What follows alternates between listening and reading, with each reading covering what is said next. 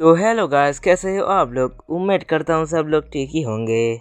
बताए 2 दिन बोल के कुछ ज्यादा ही छुट्टियां ले लिया मैंने। तो गाइस इसके लिए मुझे माफ कर देना। तो चलो the ultimate assistant is back की एपिसोड 4 का एक्सप्लेनेशन को शुरू करते हैं। एपिसोड की शुरुआत में अपना एमसी अपने नीचे बने हुए उस मैजिक सर्कल को देख के हैरान होता है और वो कह रहा होता है, ये एनर्जी लगता है अभी भी मेरी किस्मत मेरे साथ है। और इस तरह ग्लीमिंग और वो वैम्पायर लड़की तेजी से उसके ऊपर अटैक करने के लिए बढ़ रहे होते हैं, लेकिन अचानक से अपना एमसी वहां से टेलीपोर्ट हो जाता है और उसके बाद उन दोनों लड़कियों के अटैक एक दूसरे के साथ ही थका जाते हैं। और वो वैम्पायर लड़की लीमिंग से कहता है, ये सब तुम्हारी गलती है। मुझे तो लगा था मैं बहुत ही जल्दी डीमन किंग की ट्रेजर्स को हासिल कर लूंगा, लेकिन वो तो ह्यूमन वर्ल्ड में टेलीपोर्ट हो गया है। लेकिन कोई बात नहीं, मेरा ग्रैंडपा ये सुन के खुश होंगे। और उसके बाद वो वैम्पायर लड़की खुद को वहाँ से टेलीपोर्ट करते हुए कहता है, अभी के लिए मैं जा रहा हूँ, लेकिन हम अगली बार जरूर मिलेंगे और उस वक्त मैं तुम्हें जान से मार डालूंगा। अभी वहाँ की लड़ाई भी खत्म हो चुका होता है, इंसानों ने सारे मॉन्स्टर्स को मार दिया होता है। और नेक्स्ट सीन में हम इंसानों की दुनिया को देखते हैं और हम थर्ड ऑफिशियल क्लास सेफ्टर एकेडमी को देखते हैं, जहाँ पर बहुत सारे स्टूडेंट एरिना की तरफ देख रहे होते हैं। और एरिना में हम एक लड़की को देखते हैं, उसके सामने बहुत सारे बीज खड़े होते हैं और वो लड़की अपनी मन ही मन कह रहा होता है।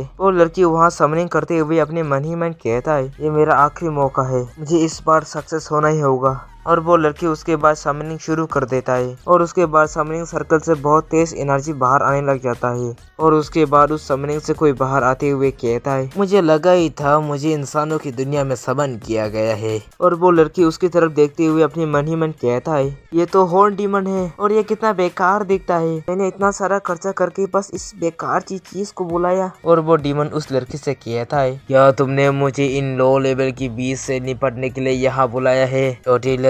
क्या तुम चाहते हो मैं इन सभी को मार दूं? और वैसे भी तुमने मुझे यहाँ समन करके मेरी मदद की है, तो मैं भी तुम्हारी मदद कर ही देता हूँ। और हम देखते हैं वो अपना एमसी होता है और इस वक्त उसकी बॉडी का कंट्रोल इमोडियस के पास होता है। और उसके बाद वो लड़की अपने मन ही मन कहता है, पहले मैं ऐसे पेज के कुछ टाइम बाई कर लूंगा और उसके बाद मैं कुछ और समन कर लूंगा। और वो लड़की एक स्पेल बना के अपने एमसी से चिल्लाते हुए कहता है, स्प्रिट वेसल मेरे साथ कॉन्ट्रैक्ट बनाओ, मेरी आज्ञा मानो। लेकिन अपना एमसी उल्टा उसके सारी मैजिक पावर को अपने अंदर समा लेता है। और ये देख के वो लड़की अपनी मन ही मन कहता है, ये हो क्या रहा है, इस हॉर्न वाली डीमन ने अभी अभी मेरी सारी मैजिक पावर को छीन लिया, अभी तो मैं किसी और को समन नहीं कर पाऊंगा। अगर एक भी मरता है तो ये भी बहुत काफी होगा, प्लीज पूरी तरह से मत हारना। लेकिन अपना एमसी तो उन सभी बीज का एक ही वार में वाट लगा देता है। और ये देख के तो उस लड़की का हैरानी से मुंह ही खुला रह जाता है। और अपना एमसी उन बीज के ऊपर खड़े होते हुए कहता है, अब हुआ ना हिसाब बराबर, इस कॉन्ट्रैक्ट का इक्वली बेनिफिट हुआ है, अब चलो मुझे वापस भेजो। और ये सुनने के बाद वो लड़की अपने एमसी के ऊपर चिल्लाते हुए कहता है, मुझे ऑर्डर मत दे। और उसके बाद जल्दी से अपनी डायरी की तरफ देखते हुए अपने मन ही मन कहता है, मैं उसे वापस क्यों नहीं भेज पा रहा।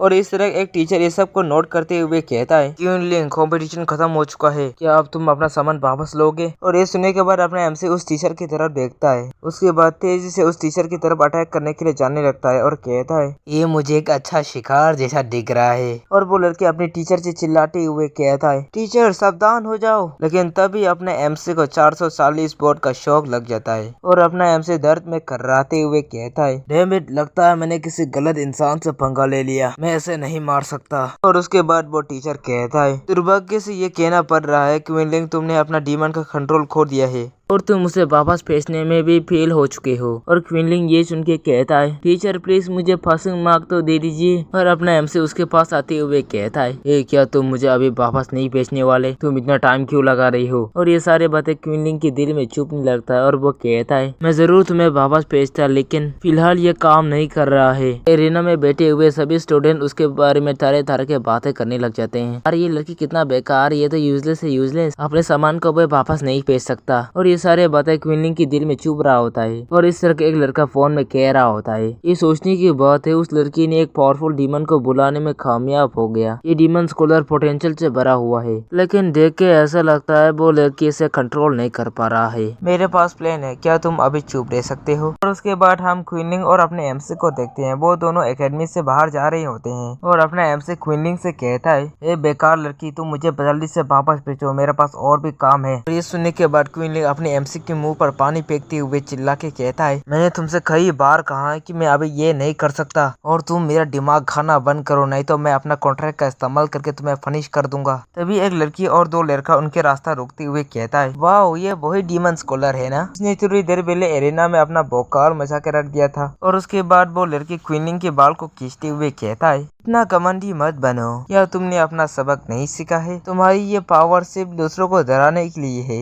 और ये सब देख के अपने एमसी कहता है, ये इंसान इतना ज्यादा बेकार होते हैं कि ये एक दूसरे को ही परेशान करते रहते हैं, मैं इन इंसानों को कभी नहीं समझ सकता। तभी मूवाई अपना कंट्रोल लेते हुए कहता है, ये शायद इसलिए है क्योंकि ये सीडन बॉर्डर किंगडम है। और ये सुनने के बाद एमोडियस कहता है, इसके बारे में मैंने कभी नहीं सुना। और उसके बाद चैन एमोडियस को बताने लग जाता है, गेम में आक्रमण की 100 साल के बाद ये पहला ऐसा देश है जिसने डीमंस के साथ अफेल किया था। ये इंसानों और डीमंस के बीच की शांति के लिए था। हालांकि डीमंस पर भरोसा नहीं करना चाहिए था। लापरवाही से डीमंस को यहाँ बुलाने की वजह से इस कंट्री को बहुत नुकसान हुआ। डीमंस ने बहुत बड़ा युद्ध छेड़ दिया था जिसमें लगभग 3000 से ज्यादा लोग मारे गए थे। उस दिन के बाद इस कंट्री की डीमन स्कॉलर को बहिष्कृत और उत्पीड़ित किया जाने लगा। और ये सुनने के बाद एमोडियस हंसते हुए कहता है, ये तो इंटरेस्टिंग है। तो वो लोग उन लोगों से डरते हैं जो डीमंस को यहाँ बुला सकते हैं, जो उन्हें जब चाहे तब मार सकते हैं। और मूवाई एमोडियस से कहता है, तुम्हारा वो दोस्त उनके द्वारा मारे जाने वाला है। और ये सुनने के बाद एमोडियस कहता है, वो मेरे लिए काम करता है, एक बार वो मर जाएगा तो मैं खुशी खुशी 100 साल पहले जो नरसंहार हुआ मैं उसे दोहराऊंगा। इस तरह क्वीन लिंग कहता है, ये वैसे ही है जैसे तुम लोग कह रही हो, मैं अपने डीमन को कंट्रोल नहीं कर पाता,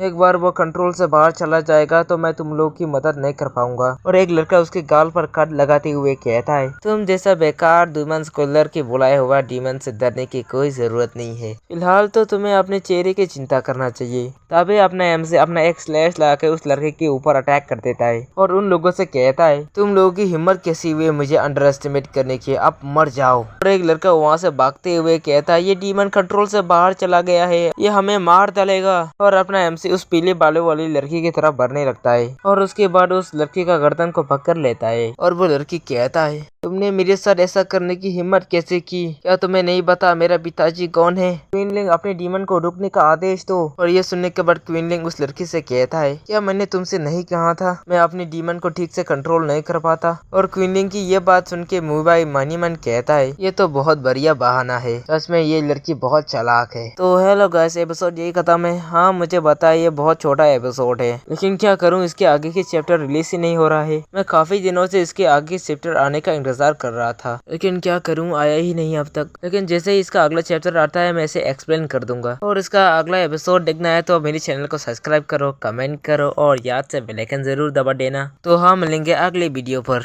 थैंक यू फॉर वॉचिंग।